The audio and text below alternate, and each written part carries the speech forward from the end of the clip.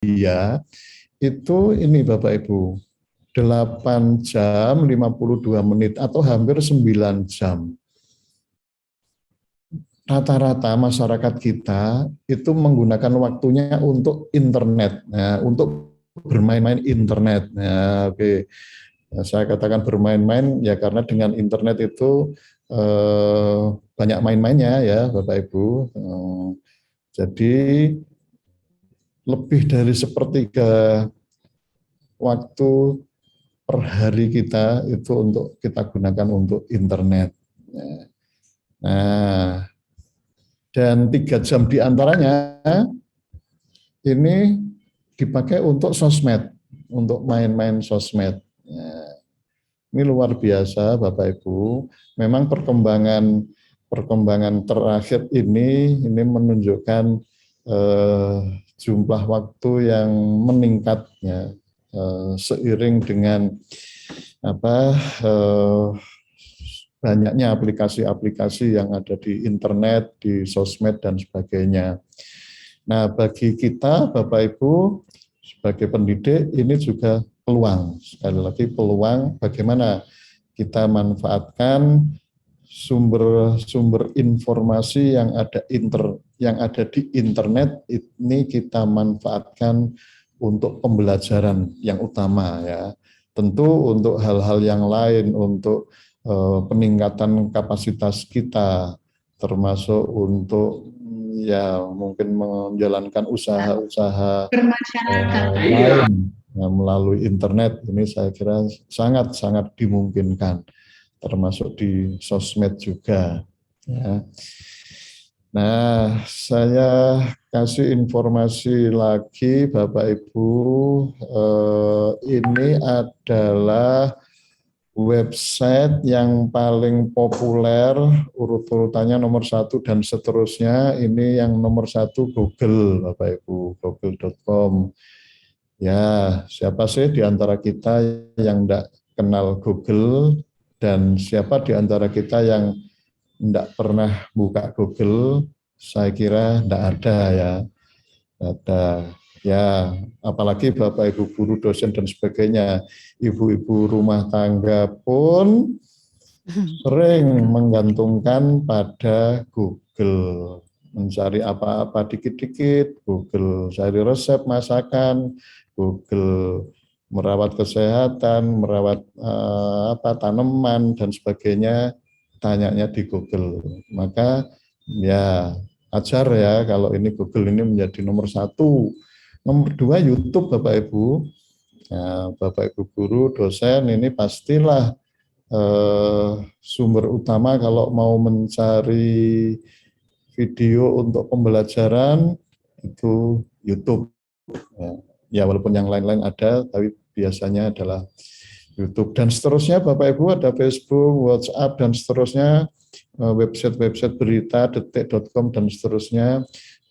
Shopee ya, ini sekarang sudah populer.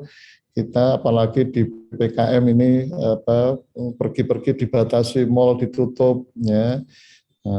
Tapi katanya sebentar lagi mau dibuka ya, dengan terbatas ya.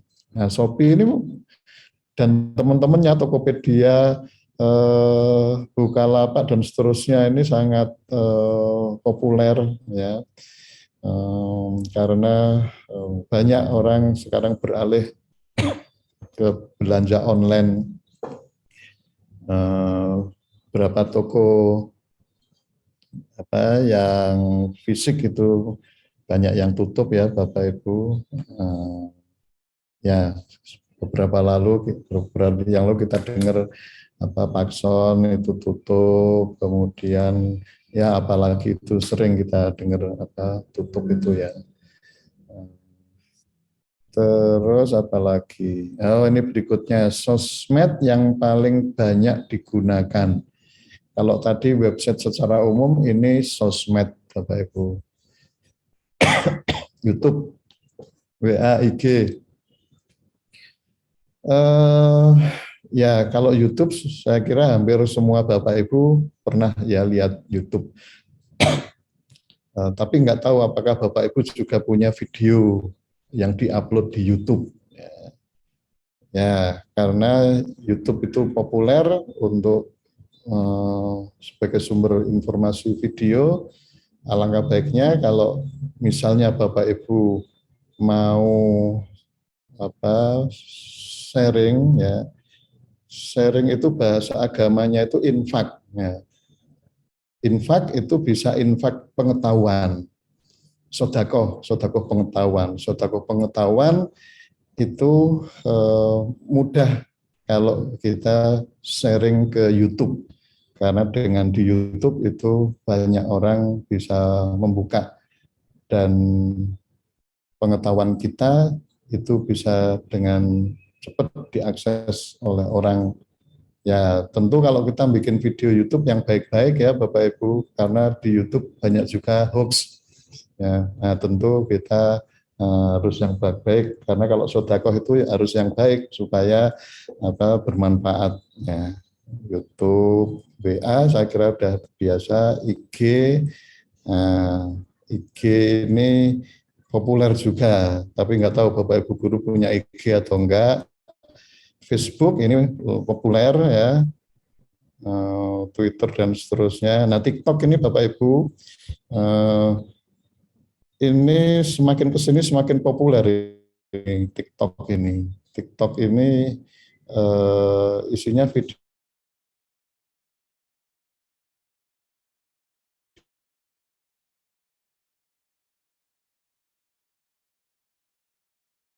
video pendek mungkin 1 menit. Tapi ya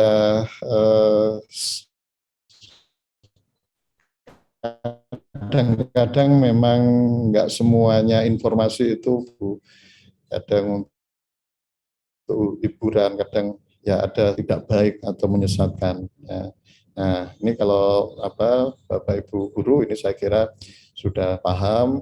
Cuman kadang-kadang kalau anak-anak ini harus kita pahamkan ya bahwa banyak sosmed itu yang tidak semuanya berisi informasi-informasi yang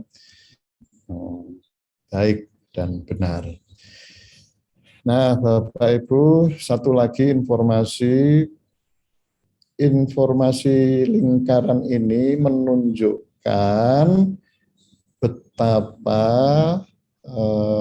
padatnya traffic itu lalu lintas yang ada di internet di tahun ini 2021 yang disebut internet minute. Dalam waktu 1 menit, apa yang terjadi di internet kita? Nah, yang terjadi adalah contohnya ini, saya lingkari ini. Jadi dalam waktu 1 menit ada 500 jam video yang diupload dalam waktu 1 menit saja. Itu 500 jam video. Ya. Nah, tentu itu berapa banyak pengguna, karena setiap video itu kan ya paling berapa menit gitu aja toh. Nah, kalau 1 menit aja 500 jam berarti ada berapa banyak pengguna ya, atau YouTuber. Sekarang ada jenis pekerjaan-pekerjaan baru ya Bapak Ibu, diantaranya adalah YouTuber itu tadi. Ya. Seseorang yang profesinya membuat konten-konten video yang diupload di YouTube sehingga mendapatkan penghasilan dari sana. Apalagi dan seterusnya Bapak Ibu, Facebook ini ada contohnya, LinkedIn dan seterusnya, IG ada sekian banyak ini, kemudian ya macam-macam ini saya tidak hafal juga semua ini. Ada banyak yang baru-baru, WA juga ini. Oke. Nah, ke depan, maksudnya tahun-tahun ke depan itu saya kira kepadatan ini akan jauh meningkat lagi, Bapak Ibu. Artinya memang teknologi digital, teknologi informasi ini sudah menjadi bagian dari kehidupan kita. Oleh karena itu, kita harus bisa memanfaatkan teknologi informasi itu untuk keperluan pendidikan atau secara lebih khusus untuk keperluan pembelajaran kita. Nah, maka kalau mau kita bicara dengan terkait dengan teknologi informasi, ini muncul istilah keterampilan abad 21, ini juga didorong oleh kemajuan teknologi informasi, Bapak Ibu.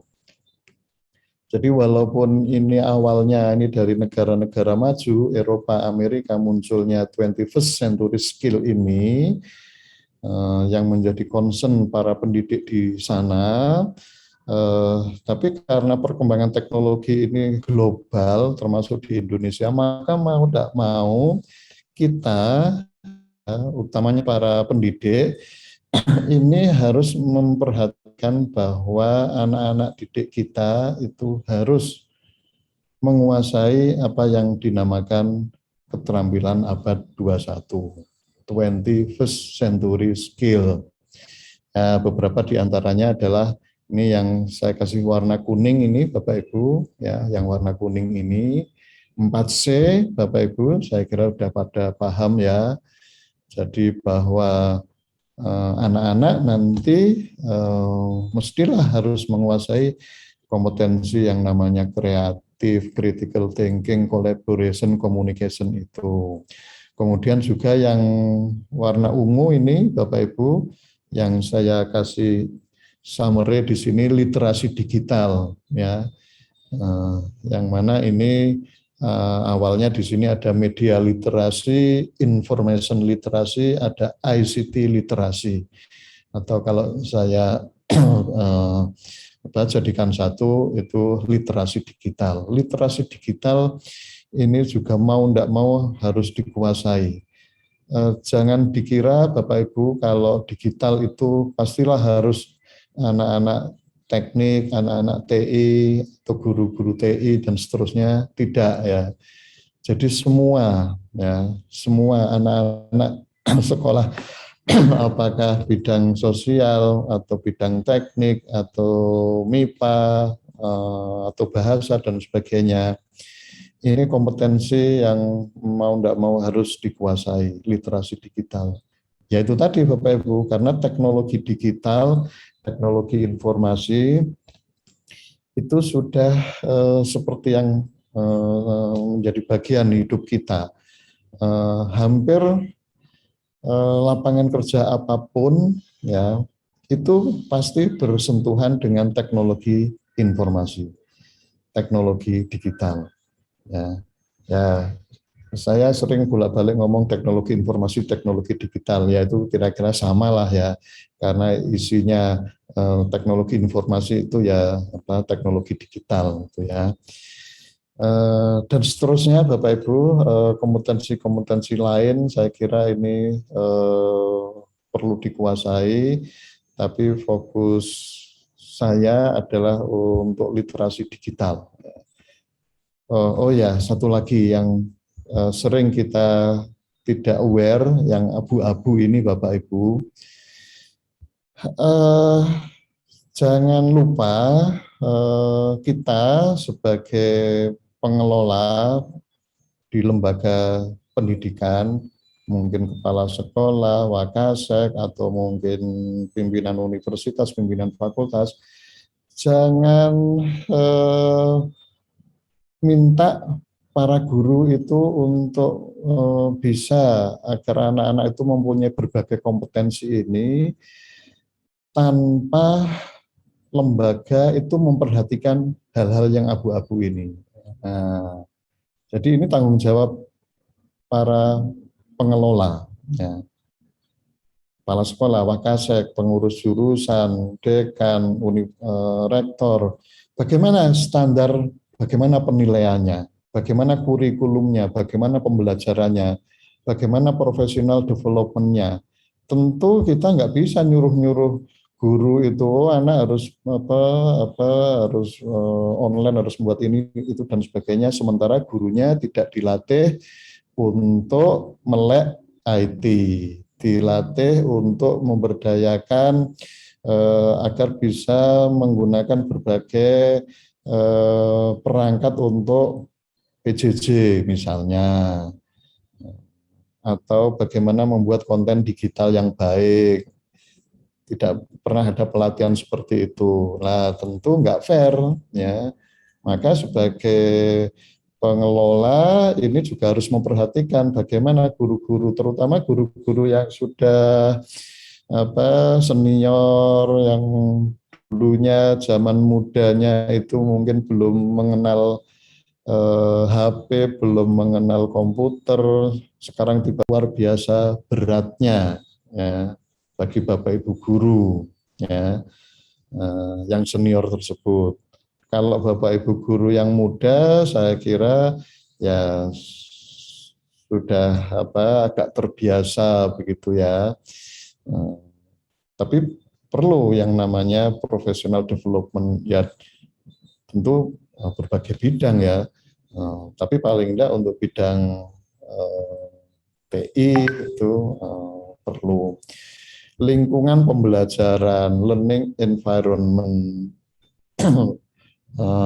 termasuk sarana prasarana internetnya di sekolah bagaimana dan seterusnya, itu juga perlu diperhatikan. Nah, saya pilih salah satu aja kompetensi yang memang perlu kita kuasai ya Bapak Ibu, di masa sekarang ini di mana mau tidak mau kita harus belajar online, ya. Maka yang namanya kompetensi literasi digital itu adalah kemampuan yang pertama untuk mencari. Jadi nggak usah berat-berat dulu, mencari. Jadi ketika Bapak Ibu mau mengajar suatu di mapel tertentu, mengajar suatu topik tertentu, Bapak Ibu perlu bahan-bahan pengayaan agar memudahkan siswa memahami materi tersebut dengan cara misalnya mencari video di YouTube, misalnya seperti itu. Nah, maka kemampuan mencari ini harus bisa. Bagaimana caranya mulai mengakses, mencari, masukkan keyword dan seterusnya. Tapi ya jangan asal ketemu terus langsung kita pakai. Maka kita harus mengevaluasi dulu, Bapak Ibu, karena video-video yang ada di YouTube itu belum tentu akurat materinya, ya. Jadi kalau kita mau mengevaluasi itu dua hal. Yang pertama adalah keakuratan materinya. Ya. Banyak video yang kontennya itu tidak betul, salah, menyesatkan, hoax dan sebagainya. Maka Bapak Ibu guru sebagai seorang ahli ya dalam bidangnya masing-masing itu harus memberi judgement. Oh, kontennya ini sudah betul. Oh, ini salah. Jangan sampai asal kita dapat video, kita berikan ke siswa. Itu bahaya. Kalau videonya, kontennya salah atau menyesatkan. Itu. Jadi kriteria pertama adalah keakuratan kontennya. Yang kedua adalah tampilan videonya tersebut. Apakah mudah dipahami? Ya. Videonya bagus, kontennya betul, ya. Tetapi penyajiannya sulit dipahami. Mungkin karena menggunakan bahasa Cina atau bahasa Jepang atau mungkin bahasa lain yang sulit dipahami oleh siswa. Nah, berarti kan walaupun materinya akurat, tetapi kan siswa sulit memahaminya. Nah, kita juga harus bisa memilih. Oh, kalau begitu ya jangan itu yang kita pakai, pilih yang lain. Nah, syukur kalau kita bisa sampai membuat Nah, membuat itu Oh, wis tak settinganmu. berarti kita harus punya kemampuan lebih. Ya. Oke, katakanlah kalau membuat video itu memang nggak mudah, Bapak Ibu. Tetapi yang namanya membuat ini tidak harus membuat video ya, Bapak Ibu. Ora wong iki kok NGO. Kita membuat bahan ajar dengan menggunakan Microsoft Word, kita ketik, itu membuat juga. Membuat RPP, membuat bahan ajar, membuat modul, membuat diktat, job sheet, lab sheet, dan seterusnya itu membuat. Ya. Nah, kalau kita punya kemampuan lebih, bisa membuat animasi mungkin, atau video pembelajaran, atau multimedia pembelajaran, dan seterusnya. Ya, jadi kita lakukan pembuatan konten digital, ya, yang kita bahas konten digital itu secara bertahap. Ya. Ya, tidak mesti yang namanya saya tidak bisa membuat video, bukan berarti saya tidak kompeten dalam literasi digital, enggak, karena video itu hanya salah satu contoh aja konten digital, ya. Termasuk Bapak Ibu kalau membuat RPP itu ya sudah konten digital, itu bahan ajar pakai Word itu sudah bisa membuat. Kemudian mengkomunikasikan, ya, bagaimana agar konten digital kita itu bisa sampai ke peserta didik. Apakah mau kita kirim lewat alat-alat apa yang sudah ada tersedia, atau mungkin kita taruh di website, atau mungkin di LMS, atau bahkan mungkin kita taruh di YouTube, ya. Misalnya kita punya video, Bapak Ibu, saya punya video di YouTube itu diantaranya adalah saya bikin sendiri, saya rekam sendiri terkait dengan materi-materi perkuliahan. Nah, itu bisa dipakai oleh mahasiswa saya untuk tambahan pengetahuan. Atau kadang-kadang juga mungkin dari kayak acara webinar seperti ini kemudian direkam.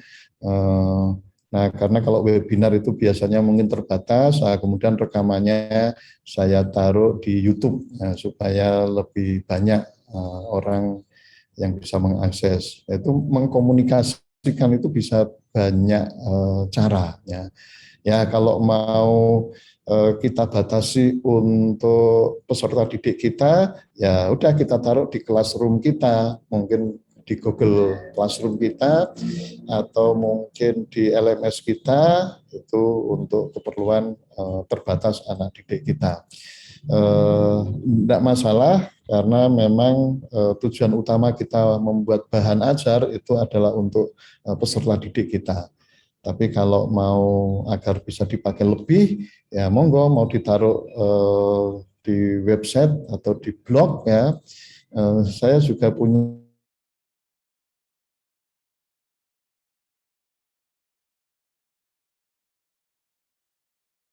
itu ya upload di blog saya, slide-nya, ada video juga, dan seterusnya. Ya. Oke.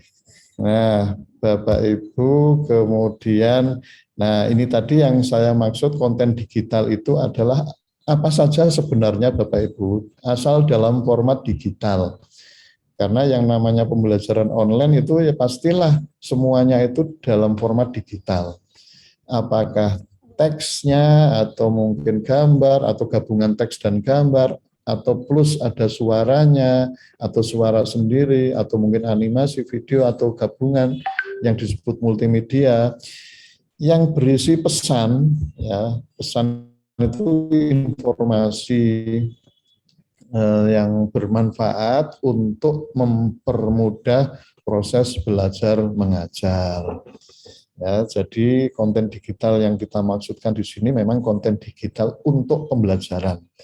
untuk mempermudah proses belajar mengajar, karena konten digital itu ya tentu banyak ya Bapak Ibu, animasi aja ada banyak, animasi untuk hiburan atau untuk hanya sekedar hura-hura atau yang lain-lain, tapi yang kita maksud di sini adalah untuk pembelajaran. Nah, kita masuk ke pembelajaran berbasis TI ya Bapak Ibu. Jadi pembelajaran ya yang basisnya itu adalah TI ya. Di pembelajaran itu yang apa ya, yang menggunakan apa elemen pokok TI, karena berbasis itu artinya ya berarti menggunakan TI gampangannya gitu ya. Atau kalau mau disebut e-learning itu ya ya boleh saja. Karena walaupun e-learning itu electronic learning, tapi zaman sekarang e-learning itu ya pasti menggunakan TI. Ya. Nah, beberapa pembelajaran yang berbasis TI, Bapak Ibu, paling enggak ada 3. Ya, paling enggak ada 3 ini. Nah, pembelajaran berbasis komputer. Ya. Yang namanya TI itu kan banyak ya Bapak Ibu, mau apa, mulai dari komputer, web, internet, termasuk perangkat-perangkatnya, Android, kamera dan sebagainya, itu adalah apa, masuk dalam TI itu ya. Belum lagi kalau TI itu kan ada perangkat keras, ada perangkat lunak dan seterusnya. Tapi kalau kita berbicara pembelajaran berbasis TI, maka yang pertama saya kelompokkan pembelajaran berbasis komputer.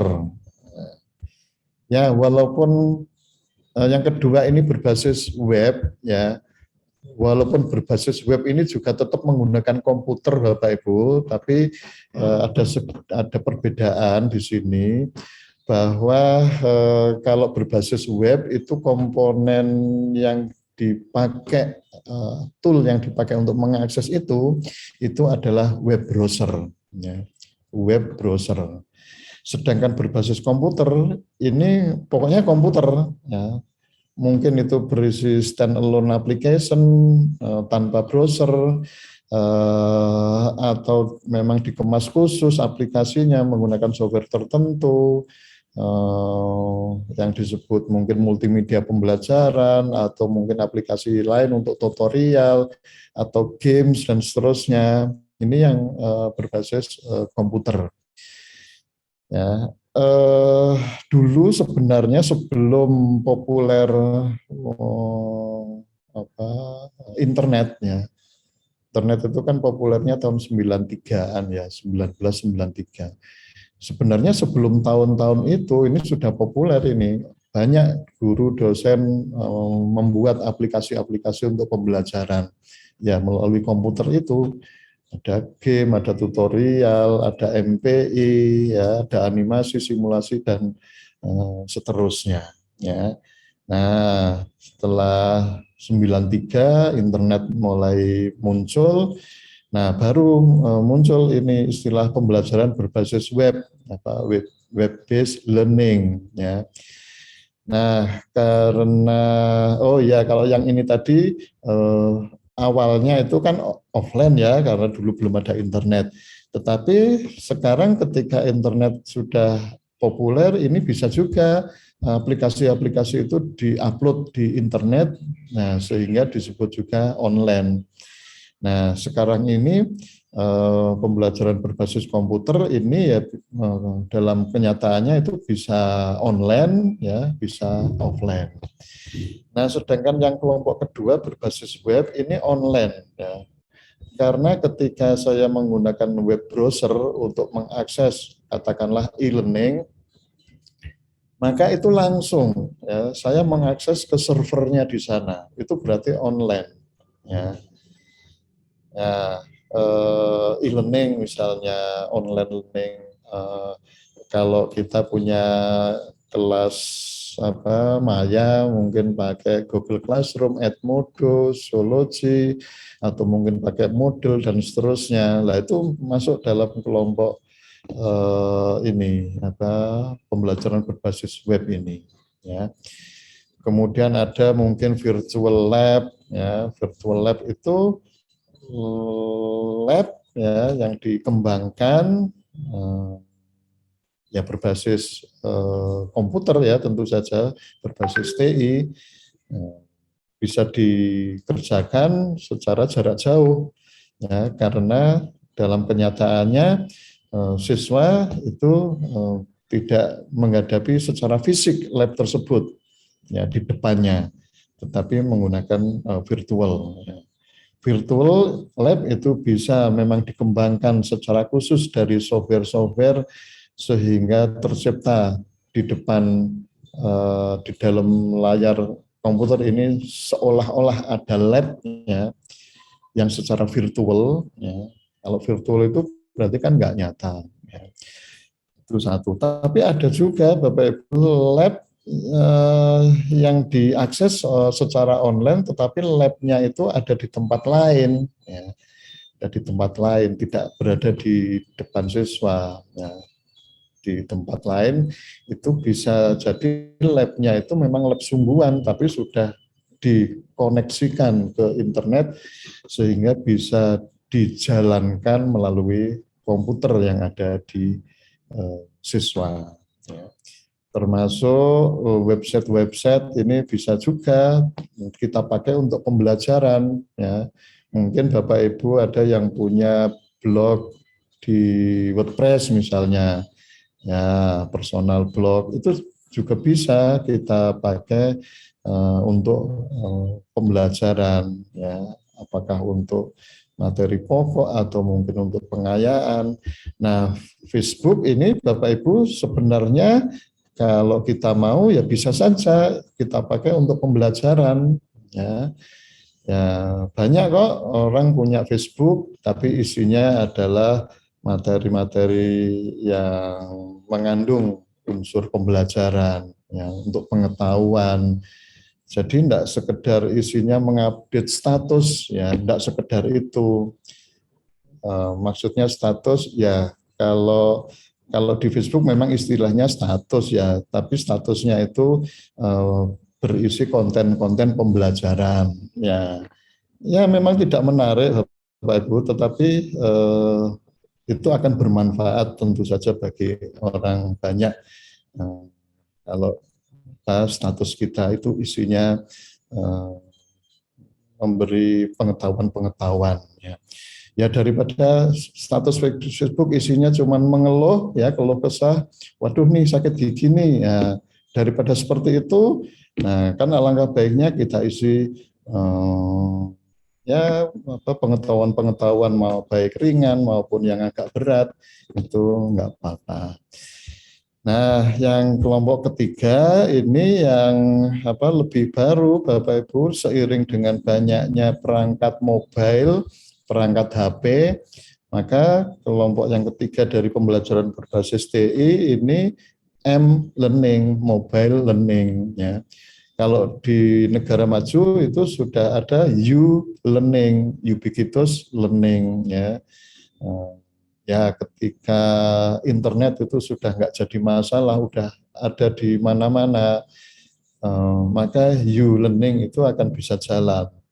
Tapi kalau di tempat kita itu kan masih banyak sebagian masyarakat kita yang belum menikmati internet, itu kan masih banyak ya. Nah, bisa mungkin melalui Android atau iOS atau apa iPad dan seterusnya, ada banyak sekali Bapak Ibu jenis-jenis aplikasinya ini.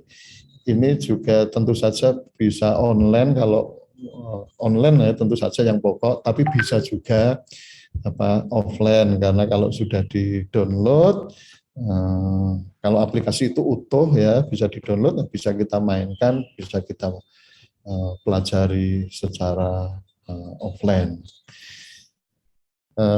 Itu tiga hal Bapak Ibu. Oke, saya akan lanjutkan lagi. Nah, Bapak Ibu, dari pengalaman saya berkecimpung dalam e-learning atau pembelajaran online atau e-learning itu electronic learning ya Bapak Ibu. Sebenarnya istilah ini udah lama sekali muncul, nggak hanya baru-baru ini saja. yang namanya elektronik itu kan ya pokoknya media perangkat elektronik ya. Ya apakah itu komputer. Makanya di sini bisa saya bagi ya apa, pola pemanfaatan e-learning ini saya bagi menjadi 4 bagian. Bagian yang kiri ini yang offline, bagian yang kanan ini yang online.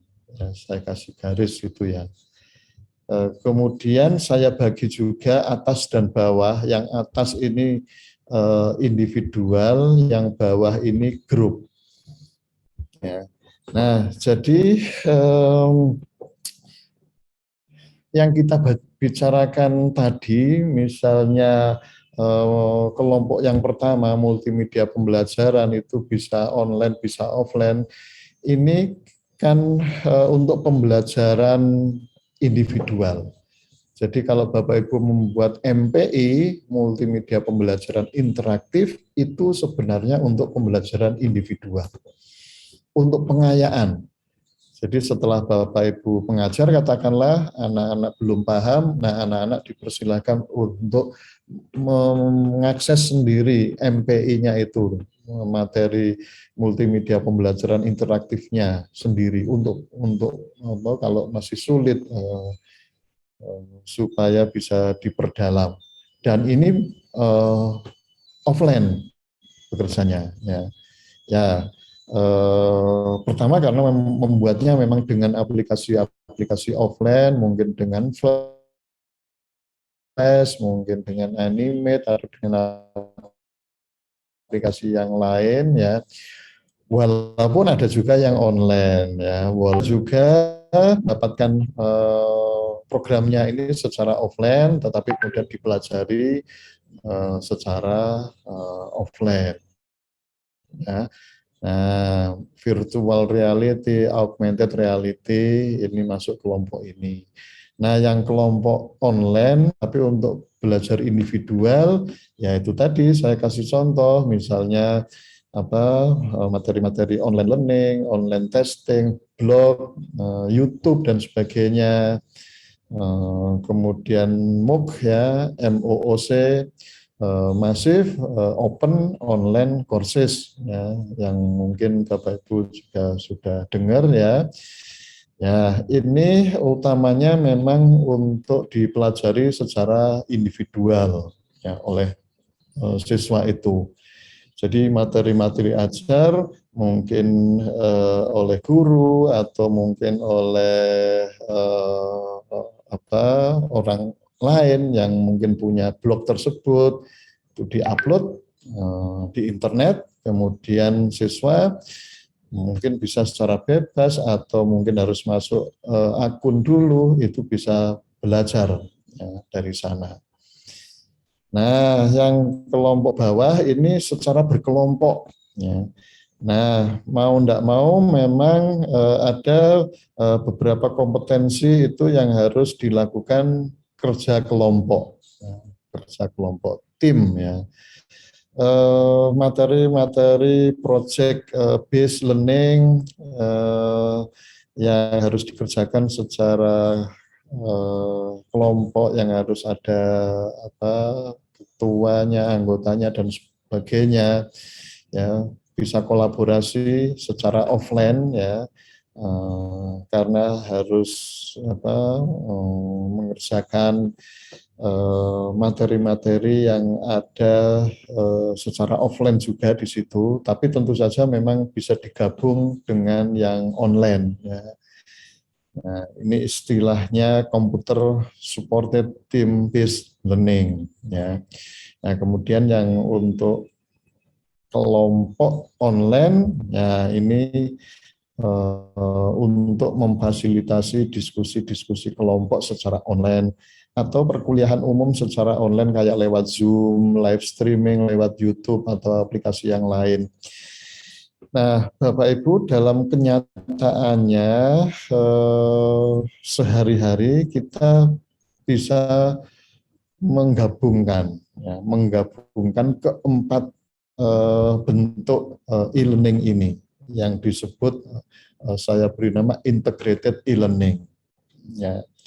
Ya dalam pembelajaran sehari-hari PJJ kita selama ini misalnya, oke materi kita upload di website sekolah misalnya atau di LMS sekolah ya, ya oke, berarti masuk ke sini ya, yang kanan atas ini. Oke, ada materi-materi yang harus di-download oleh siswa, mungkin simulasi, animasi. Oke, berarti ada sebagian yang masuk di kiri atas karena harus dipelajari secara individu oleh anak-anak. Nah, kemudian juga mungkin ada suatu tugas yang harus dikerjakan bersama-sama, ya, ketemu ya, oleh siswa. Oke lah, masa PPKM ini nggak boleh kumpul dulu, ya udah nggak apa-apa. Tapi sejatinya itu masih dalam konsep ini ada ya yang bisa ketemuan ini. Nah, kemudian diskusi online. Jadi ketika tadi mungkin di website sekolah itu disertai juga dengan diskusi online. Ya, anak-anak bisa tanya di forum, guru menjawab, anak lain juga menjawab. Nah, sesekali waktu kita juga ada Vicon ya, menggunakan Google Meet atau menggunakan Zoom. Ya, ini digabungkan jadi satu, itu akan diperoleh pembelajaran online yang baik, yang optimal. Ya. Oke, ini tadi contoh-contoh yang tadi ya Bapak Ibu, penjelasan yang computer based learning tadi, animasi. Mengapa populer ya karena mudah, interaktif ya, menonjolkan multimedia ya. Ini adalah contoh apa? Contoh yang lain, animasi, simulasi. Ya, animasi itu menggambarkan sesuatu melalui gerakan ya Bapak Ibu. Suatu topik atau konsep tertentu yang tadinya mungkin sulit dipahami karena mungkin kompleks atau mungkin abstrak, itu bisa dibuat dalam bentuk gerakan, urut-urutan gambar ya, yang bergerak, ya jadilah animasi sehingga siswa akan mudah memahami. Oke, simulasi, kalau simulasi agak beda lagi. Ya, kalau simulasi siswa bisa berinteraksi, bisa menginterupsi. Nah, ini adalah contoh simulasi. Simulasi bagaimana siswa bisa mensimulasikan suatu gerakan peluru ya. Maka siswa bisa mengatur pelurunya mau beratnya seberapa, sudutnya berapa, kecepatannya berapa, itu bisa diatur sehingga bisa disimulasikan, oh nanti jaraknya adalah sekian. Itu simulasi. Tapi kalau animasi enggak, animasi hanya bisa menjalankan, menghentikan, menjalankan lagi. Nah, sehingga mudah urut-urutannya bisa. Tapi kalau sudah sampai bisa mengatur variabel-variabel yang ada di program tersebut, nah itu namanya adalah simulasi. Oke, pembelajaran online. Oke, kita nanti banyak tanya jawab aja ya Bapak Ibu ya. Ya mungkin 15 menit lagi aja lah. Materi nanti bisa saya share ya, Bu Fitri ya dan Bapak Ibu semua. Ya Pak Dekan, matur nuwun. Tadi belum sempat saya kirim. Iya, nggih. Pembelajaran online, Bapak Ibu prinsipnya apa-apa aja yang ada di pembelajaran online itu sebenarnya sama persis dengan di pembelajaran tatap muka. Aktivitasnya, kegiatannya, materinya itu semua harus sama. Kalau enggak, maka yang namanya pembelajaran online itu kualitasnya akan berkurang. Ya, nah, jangan sampai itu terjadi. Jadi Bapak Ibu, ketika dulu kita ngajar tatap muka, Bapak Ibu mengajar suatu materi, Bapak Ibu mendemokan, Bapak Ibu menjelaskan, Bapak Ibu memfasilitasi kalau anak-anak ada yang tanya kita jawab, kita mengevaluasi, anak-anak menjawab dan seterusnya. Itu biasa kita lakukan waktu tatap muka. maka waktu online itu juga harus seperti itu. Ya. Karena bedanya, yang membedakan hanya ini saja. Ya. Kalau tatap muka itu ketemu langsung, depan-depan ya, ada di satu tempat. Tapi kalau online itu tidak ketemu langsung, tapi melalui TIK. Ya melalui internet, ya melalui laptop, PC, dan seterusnya. Sedangkan isinya, kontennya, aktivitasnya itu seharusnya adalah sama. Ya. Ketika dulu kita memberi materi itu mengajar menjelaskan dengan mudah, anak-anak jadi paham, maka jangan sampai di pembelajaran online ini kita cuma kasih saja materi, dah silakan belajar sendiri. Anak-anak sulit pahamnya, nggak dijelaskan oleh gurunya. Atau mungkin sebaliknya, udah anak-anak kasih tugas aja, padahal materinya belum dijelaskan. Itu juga sulit. Ya. Nah, sehingga aktivitas-aktivitas materi itu harus sama. Ya. Hanya masalahnya memang motivasi ini kadang-kadang Bapak Ibu anak-anak itu udah kangen ya sama ketemu, kemudian kangen gurunya, kangen temannya. Ini memang tantangan kita ya Bapak Ibu. Yang menjadi hambatan dari pembelajaran online ini. Oke, e-learning online itu memungkinkan siapa saja bisa belajar anywhere, anytime dengan menggunakan TIK. Oke, tadi udah. Nah, ini Bapak Ibu, jadi ada dua kemungkinan ya kita berkomunikasi dalam pembelajaran online itu bisa sinkron, bisa asinkron ya.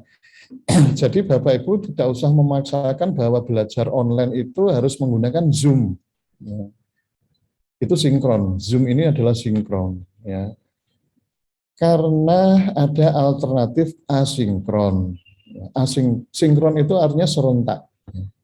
Waktu pelaksanaan guru mengajar, siswa belajar serentak. Saat ini guru mengajar, saat ini siswa belajar. Nah, asinkron itu tidak serentak. Guru mengajarnya sekarang, tapi siswa belajarnya besok. Kok bisa? Ya karena ngajarnya direkam dulu. Direkamnya bagaimana? Bisa macam-macam. Mau direkamnya dalam bentuk tulisan saja, boleh. Kita bikin PowerPoint.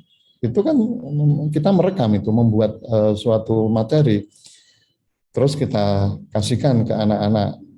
Belajarnya kan besok atau nanti malam. Nggak mungkin sekarang juga. Ya makanya itu asinkron. Atau kalau kita mau agak canggih, PowerPoint itu kita rekam, ya kita buat video. Ya, nanti kita save as menjadi video. Ya, kita pakai webcam mungkin bisa wajah kita muncul di sini. Ya, itu kita kirim. Sehingga nanti anak-anak yang melihat seolah-olah melihat gurunya sedang menjelaskan. Nah, atau kalau mau lebih canggih lagi, kita bikin videonya. Video ya, dilengkapi dengan berbagai fitur-fitur untuk memudahkan pembelajaran. Jadi ini perlu dikombinasikan Bapak Ibu. Jadi jangan terlalu banyak yang sinkron, juga jangan terlalu banyak yang asinkron. Dua-duanya harus seimbang, karena dua-duanya punya keunggulan. Dua-duanya juga punya kelemahan.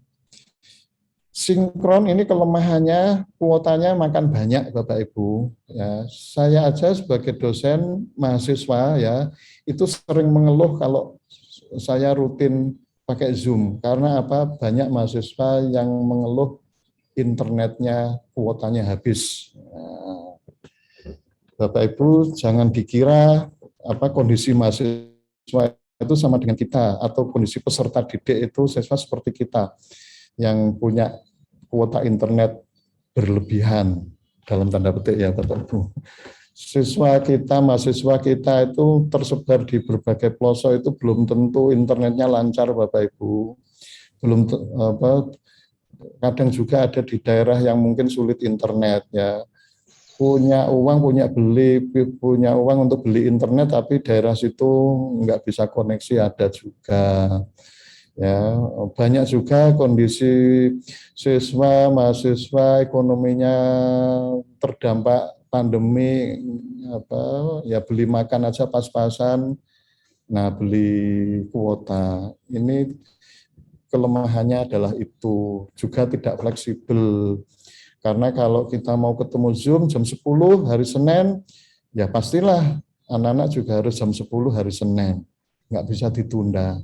Ya berarti kan nggak fleksibel. Ya syukur kalau ada rekamannya, tapi kalau enggak, kan kasihan anak-anak itu kalau nggak bisa mengikuti. Karena nggak bisa mengikuti itu belum tentu anak malas, belum tentu. Ya bisa jadi karena anak itu terkendala karena perangkatnya nggak punya. Loh kok biasanya bisa WA-an? Karena WA-nya itu dipakai bareng-bareng sama saudara-saudaranya. Nah, kalau pakai WA bisa menjawab, tapi ketika harus Zoom pakai pakai HP-nya sulit karena HP-nya sedang dipakai oleh adiknya. Nah, ada loh Bapak Ibu satu keluarga itu yang punya HP-nya hanya satu, padahal anaknya 4, sekolah semua, harus Zoom semua, kan nggak mungkin. Nah, pasti ada 3 yang lainnya tidak bisa mengikuti Zoom. Jadi kita harus pahami bahwa anak-anak kalau nggak bisa ikut Zoom kita, ya itu belum tentu anak itu malas, bisa saja terkendala. Ya. Nah, yang jelas bagaimana pembelajaran itu bisa berjalan. Nah, maka kita bantu dengan asinkron. Materi-materi itu kita upload di LMS, ya, di Google Classroom, terserah Bapak Ibu punyanya apa, Edmodo, atau mungkin di website sekolah dan seterusnya, monggo silakan, tidak apa-apa. Sehingga ketika anak tidak bisa sinkron, itu bisa asinkron. Ya, ya memang ada kalanya kita perjanjian, ada kalanya oh nanti Zoom-nya itu wajib harus ikut semua. Nah, ada kalanya seperti itu. Mungkin kalau pas pertemuan pertama seperti itu. Ya. Nanti kalau pertemuan berikutnya bisa asinkron dan seterusnya. Bapak Ibu yang harus ada dalam pembelajaran online ini yang satu, yang kedua ini sama seperti pembelajaran tatap muka ya Bapak Ibu. Tadi yang sudah saya singgung ini ya Bapak Ibu. Nah ini konten ini yang saya garis bawahi yang bawah. Interaksi aktivitas.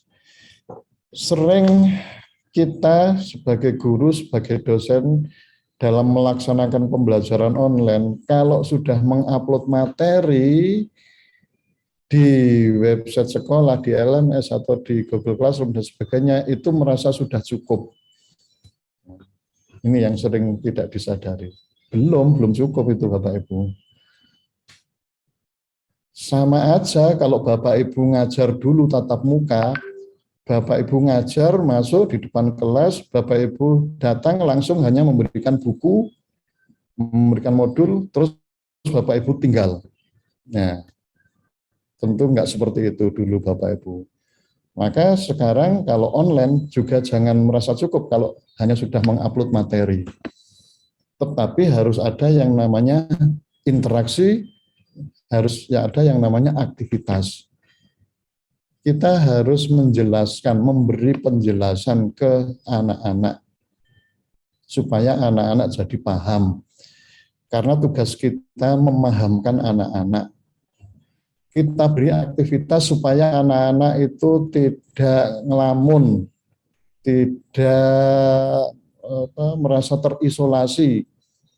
Ya kayak kita waktu tatap muka dulu Bapak Ibu, kita datang di depan kelas kan kita ngajak anak-anak itu diskusi, tanya jawab. Ya. Kalau kita diem-dieman kan anak-anak mungkin tidur sendiri. Ya sama, online itu harus ada aktivitasnya. Ya. Aktivitas itu perlu baik dari sisi siswa, ya, supaya anak aktif, ya, juga dari sisi guru, supaya kita tahu bahwa anak-anak itu sudah mencapai tujuan pembelajaran. Ya, karena itu kewajiban kita ketika mengajar, tujuannya ini. Setelah selesai kita ngajar, anak-anak harus bisa mencapai tujuan pembelajaran. Nah, itulah kita pakai aktivitas, kita kasih pertanyaan, kita kasih kuis, kita kasih tugas, dan seterusnya. Oke. Nah, kemudian yang membedakan hanyalah yang nomor 3 ini, Bapak Ibu, teknologi. Ya, tadi udah kita singgung, perangkat harus ada. Ya, nggak mungkin pembelajaran online itu tanpa perangkat, tanpa HP, tanpa internet. Nah, karena materinya kan dilihat dari laptop, dari HP. Ya. Maka ini tantangan yang luar biasa dalam masa pandemi ini ketika seluruh masyarakat kita di Indonesia harus mau tidak mau daring karena tidak boleh berkumpul, tidak boleh datang ke sekolah, maka harus daring. Maka tantangan yang luar biasa bagi banyak masyarakat kita yang tidak beruntung karena tidak punya dua hal ini. Ya, terutama masyarakat di luar Jawa ini yang banyak terdampak nggak punya perangkat, nggak punya internet ya. Oke, kemudian yang berikutnya LMS. LMS ini saya masukkan di sini Bapak Ibu. LMS itu adalah Learning Management System. Nah,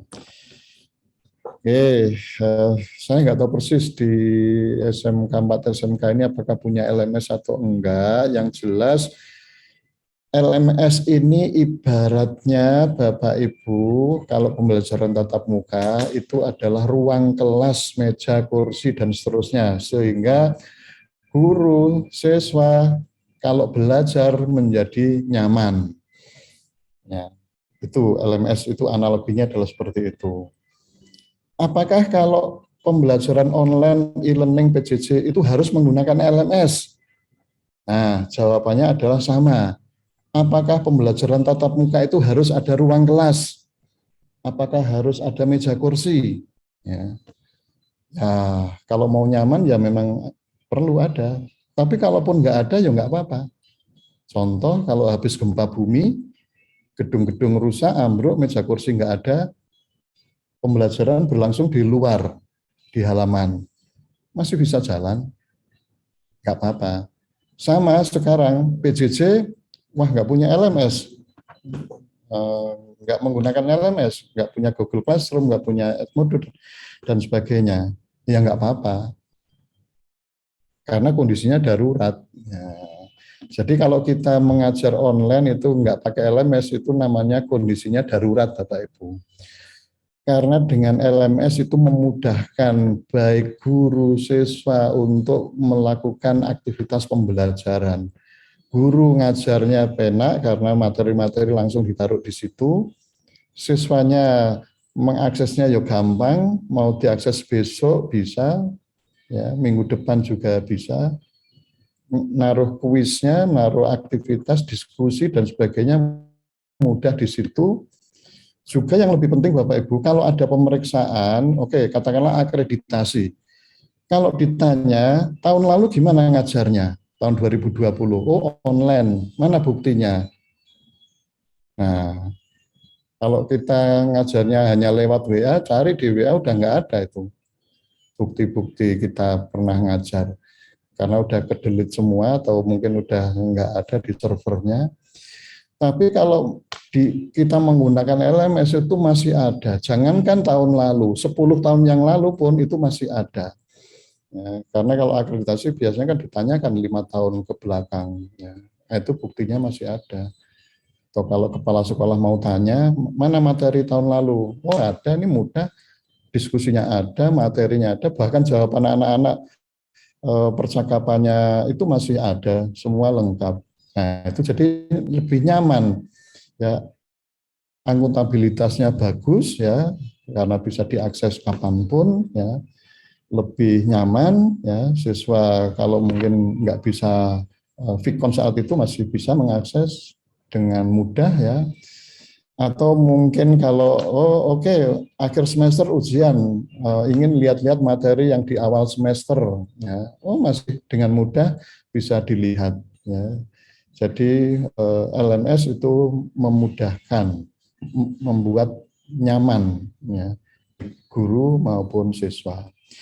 Nah, tool ya, Zoom, WA, Google Meet dan sebagainya itu tool ya Bapak Ibu, alat untuk komunikasi. Alat untuk komunikasi. Gunakan alat komunikasi yang mudah dijangkau oleh guru dan oleh siswa. Oke, WA. WA ini sudah sangat populer, mudah dijangkau oleh guru, oleh siswa. Boleh gunakan WA untuk komunikasi. Ada materi yang harus dikerjakan, lihat di LMS. Kita infokan lewat WA, kita buat WA grup dan seterusnya. Oke, Bapak Ibu. Oke. Oh ya, ini satu lagi ini aja deh. Nah, ini melanjutkan yang tadi sebenarnya, bagaimana pembelajaran online kita itu bisa menjadi efektif. Ini batasnya di sini ini Bapak Ibu.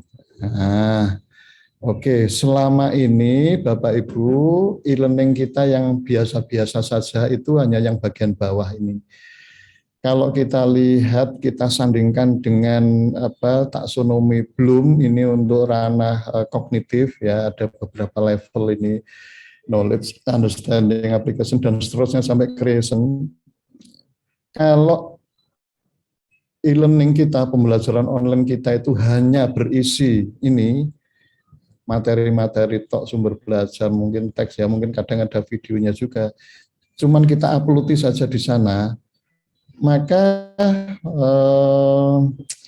kemampuan berpikir anak-anak itu hanya pada level LOT, lot saja Bapak Bu, lots ya, lower order thinking skill, pemahaman, pengertian ya, belum sampai hot. Nah, untuk bisa mencapai hot ini ya perlu ada ini aktivitas-aktivitas yang menantang dan bervariasi.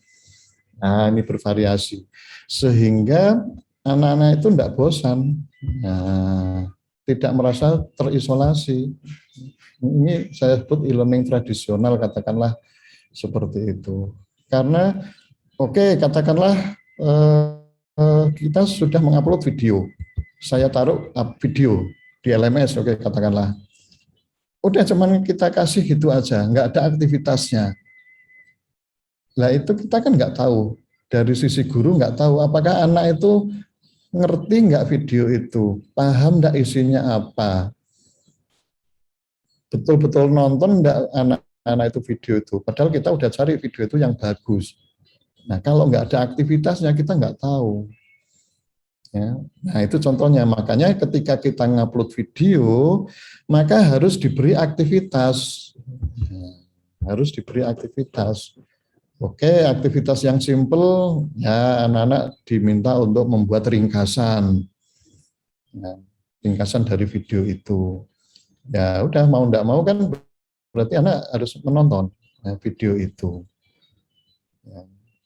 Atau aktivitas yang lain, ya mungkin didiskusikan atau mungkin diminta menjawab pertanyaan dari video itu atau menjawab kuis dan seterusnya.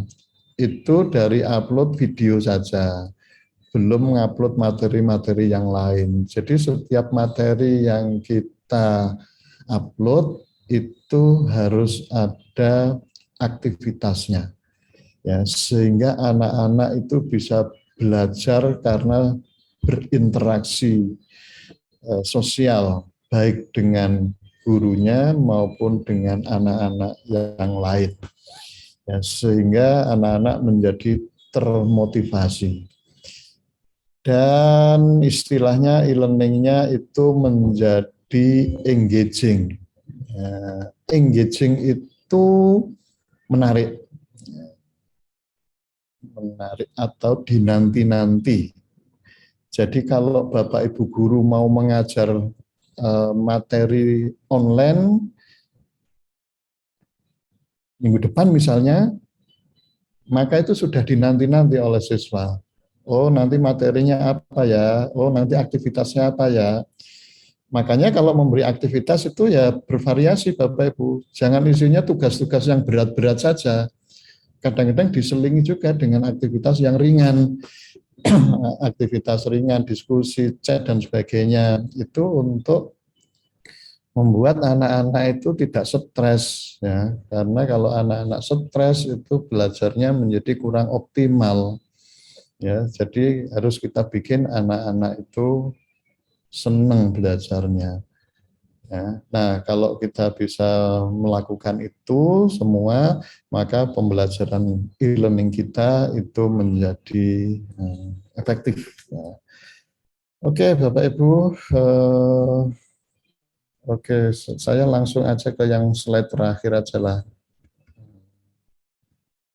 Nah, ini aja tips saja Bapak Ibu ya. Udah hampir setengah 3. Tips ini dari pengalaman saya ya Bapak Ibu selama daring di pandemi ini ya Bapak Ibu pandemi. Bapak Ibu kalau masalah pembelajaran online daring itu kalau saya sudah melaksanakan sejak tahun 2006 ya 2006 dulu waktu 2006 itu di UNY kan kami, saya dan teman-teman itu mengembangkan e-learning ya di UNY, di Puskom tahun 2006. Jadi ketika pandemi ini semuanya harus online, maka kami ya sebagian teman-teman itu juga enggak kaget ya istilahnya dengan online itu. Maka tip yang pertama adalah pembelajaran daring online itu harus dirancang dengan baik. Oke, pandemi dulu awalnya Maret 2020. Oke, kita pahami bersama bahwa ketika saat itu semuanya harus daring, mungkin sebagian guru atau juga sebagian dosen itu nggak siap. Ya, nggak siap. Ya, berarti kan apa adanya ya, apa adanya. Nah, oke, ya yang namanya darurat ya nggak apa-apa, yang penting jalan. Tetapi sekarang pandemi sudah berlangsung 1,5 tahun ya. Ya, maka pembelajaran daring itu harus dirancang dengan baik. Dirancang itu baik dalam sisi kontennya itu apa saja, nanti aktivitasnya apa saja. Kayak kita bikin RPP. Ya, kayak RPP memang. Jadi kalau RPP yang selama ini itu hanya untuk pembelajaran tatap muka, ya online ini juga harus ada RPP-nya. Harus ada RPP, rencana pelaksanaan pembelajaran. Ya. Yang kedua, kita harus bijak ya sebagai guru, sebagai dosen dalam pelaksanaan pembelajaran daring harus memperhatikan 2 hal ini. Tadi udah saya singgung ya sering ya. Sebagian mahasiswa, sebagian siswa kita terkendala perangkat maupun internet. Oke. Kemudian kita harus bijak karena beban siswa lebih berat daripada sebelumnya. Banyak loh Bapak Ibu, anak-anak sekolah itu yang harus membantu orang tuanya karena ekonominya terdampak, ya terpaksa harus membantu mencari nafkah orang tuanya, ya kan otomatis bebannya bertambah. Ya mungkin kalau anak-anak kita yang ada di rumah mungkin tidak sampai seperti itu, ya.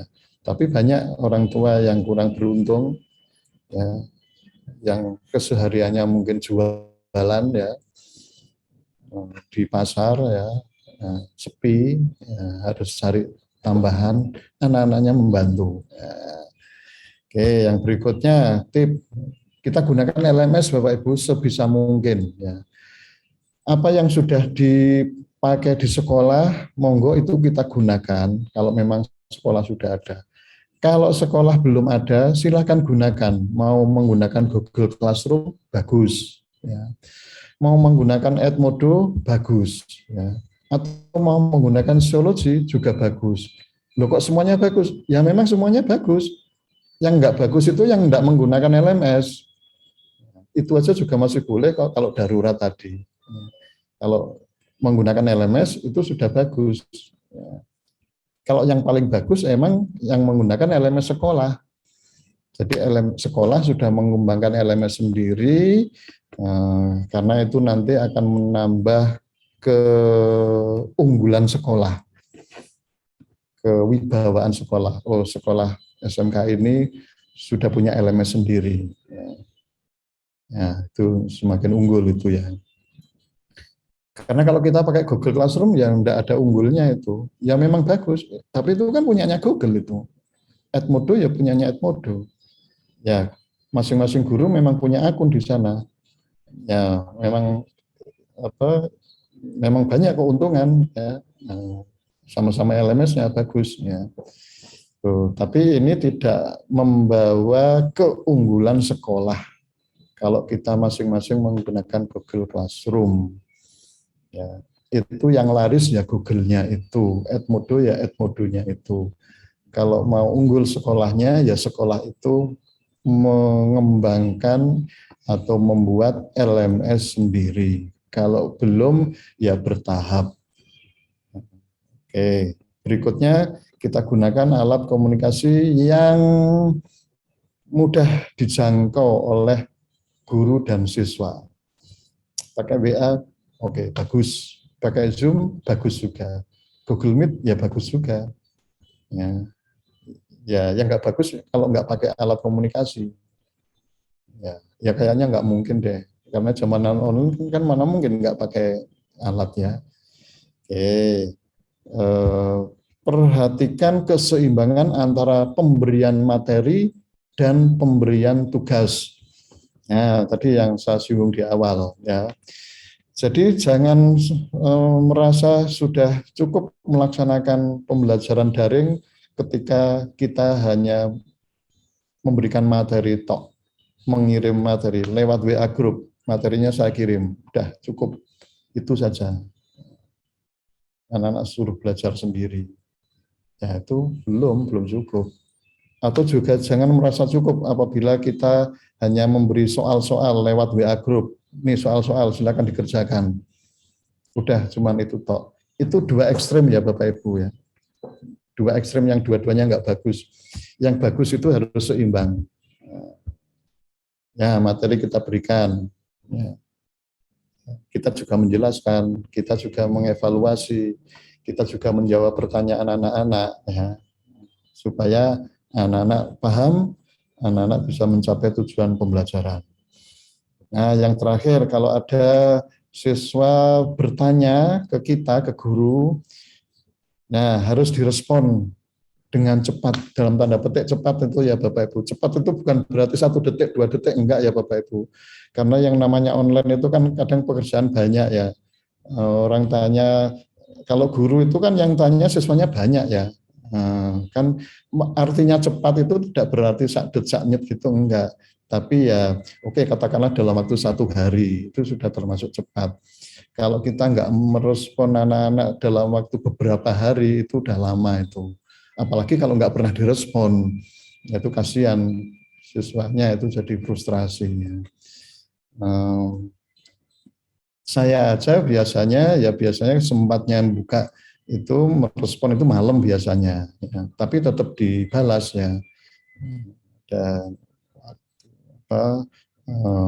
yang tanya gitu mungkin ya kalau pas slow ya dijawab, kalau enggak ya malam itu biasanya dijawab. Jadi apalagi kalau bertanya terkait dengan mata pelajaran yang kita ajarkan ya Bapak Ibu, jangan sampai itu diabaikan ya, diabaikan, kasihan siswanya.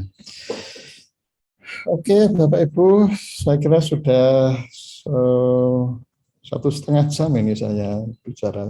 Untuk saya cukupkan aja. Monggo kalau ada tanya jawab silakan.